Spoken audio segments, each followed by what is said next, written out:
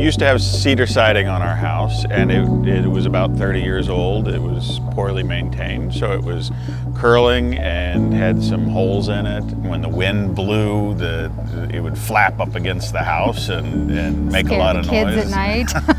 We didn't want to have to be painting every couple of years. We didn't want to have to deal with cracks or dents or the siding pulling away from the house as our current siding was. And so having something that we knew would last and would still look good for a long time was a huge factor in our decision.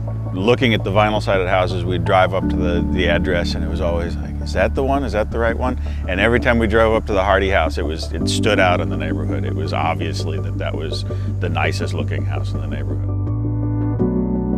I think the siding looks great. We've already got a lot of compliments from the neighbors. It's only been up for a couple of weeks. In fact, we had a neighbor that we've never met before ring the doorbell and ask who we used and how we decided to go with them. And now they're going to put James Hardie on their house. I would describe James Hardie siding as siding that is extremely durable, that's long-lasting and that looks great, and something you don't have to worry about.